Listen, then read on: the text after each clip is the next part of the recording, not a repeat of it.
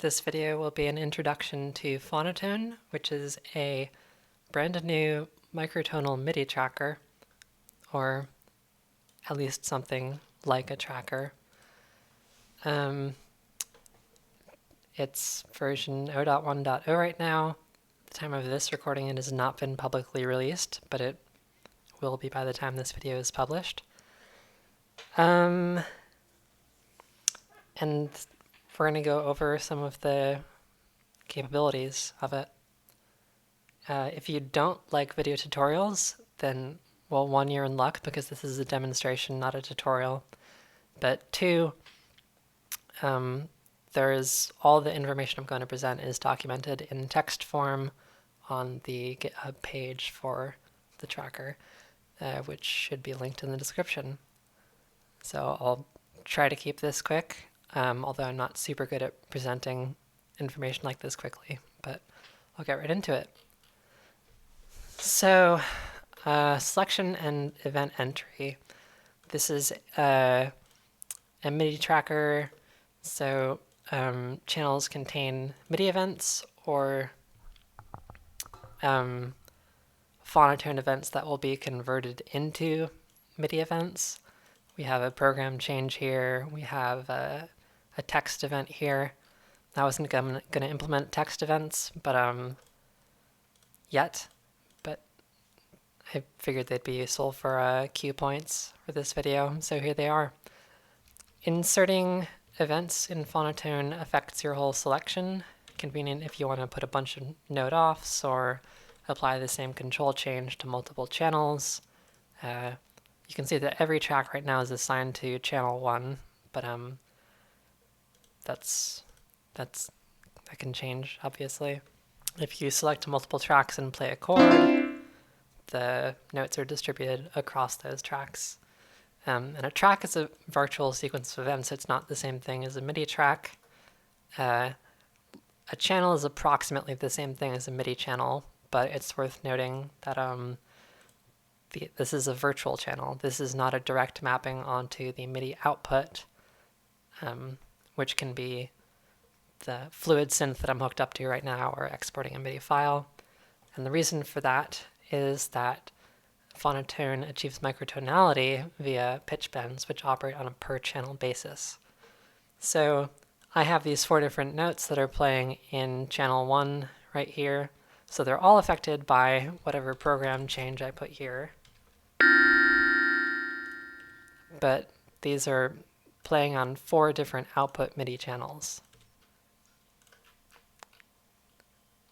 Then key maps and notation. So this is one of the central features of Faunatone, one of the distinguishing features. And that is that. So if you're familiar with trackers, this probably looks fairly familiar to you, with the exception that there are no columns in Faunatone. This is just one event. Tracks can contain any kind. There are not different columns for different parameters. But the difference in Faunatone is that this 12 Edo thing I have going on, this is not set in stone. This is configurable, and that's configurable via something called a key map, which determines which intervals you have access to, what keys and MIDI inputs they're mapped to, and how those are notated. So to demonstrate that, let's take this chord, let's put it down here, and let's load a different key map. So this is Centaur. It's a 12-note just intonation scale, and immediately you can see that 3 of the notes in the chord are now displayed numerically as MIDI pitches rather than symbolically. And that's because these notes don't exist in this key map, and therefore they don't have any defined notation. If I played the same, well, I don't remember, what was this? Let's play a dominant 7th. Let's get a piano back. And then let's load Centaur. I'll play the same thing. It sounds a bit different. The tuning's different.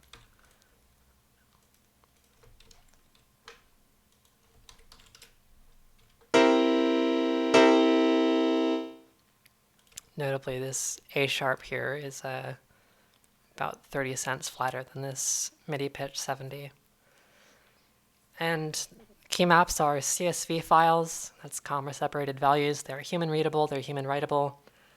But you can also generate a few specific kinds in Faunatone, equal divisions of intervals, rank 2 scales. I'm not going to explain those in this video. Isomorphic layouts, meaning that everything on your computer keyboard, every shape on that keyboard corresponds to the same interval no matter where you are. You can also import a scale and use that as a key map, but Faunatone provides a few different ways to let you get outside the paradigm of just being limited to the notes in a fixed scale or a fixed tuning table sort of approach. And one of those ways, one of the simplest, is that you can just enter intervals. You can say, give me that 10 semitone, 12 Edo minor 7th. You can say, equivalently, 5 steps of 6 Edo. You could say 18 steps of 22 Edo, which is somewhere in between those two different sevenths that we had. And you can say, give me that just 7/4.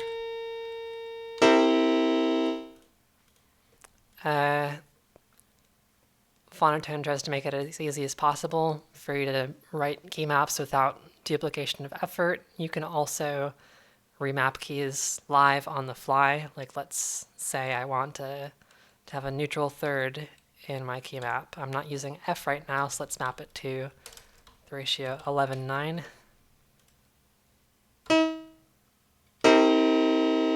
So now I have this awful neutral third harmonic 7th chord. A couple of other ways that Faunatone does not limit you to just using the notes in your scale. One is that you can change the root pitch that the intervals are applied relative to by selecting a note, pressing spacebar by default. Shout outs to Klangfreude. And now the note that used to be C now inserts this A sharp, and everything else in my scale also does. And most of those notes are not in a key map, so they're notated as numbers. I'm thinking about approaches to make that better in the future, but that's a design decision that still needs to be made. You can also transpose pitches that you already have by an interval in your key map, so I could move this all up by a 7 to 5.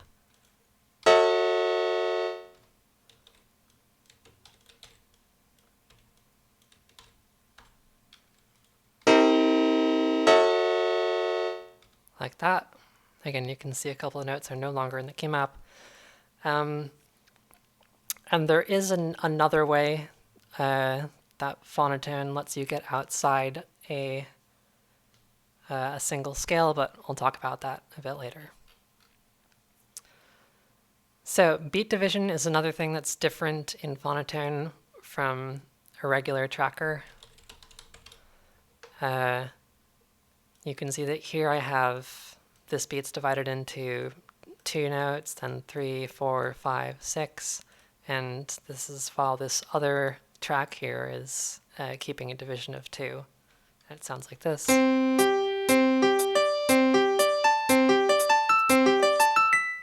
So instead of having rows, the division of the beat is adjustable on the fly. You can increment it, you can halve it and double it, you can enter a specific thing you want it to be. And the reason that some of these pitches are transparent, as you might have guessed, is that they don't fall on the current division. So here this quintuplet, only the first note of it falls on my division of the beat into 4 steps. But if I change the division to 5, then this all becomes opaque, and a lot of the other things become transparent. That's a fairly simple feature, but this reminds me I didn't talk about inserting percussion notes. Unlike in like a regular MIDI file, channel 10 isn't reserved for percussion. You can put percussion notes anywhere. They don't eat up melodic channel space. And you do that by holding the Shift key.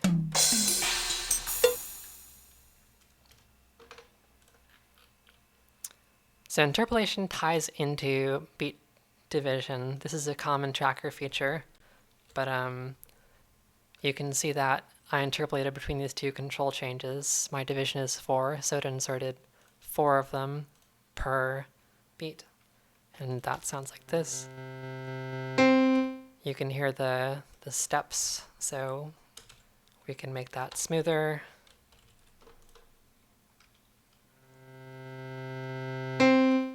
By dividing the beat into 16 instead.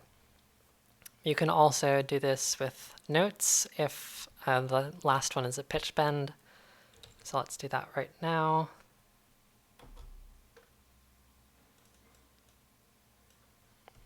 So I can interpolate between these two things. Funnily enough, some of those end up being in this current scale. Let's make it smoother. You can interpolate multiple things at the same time.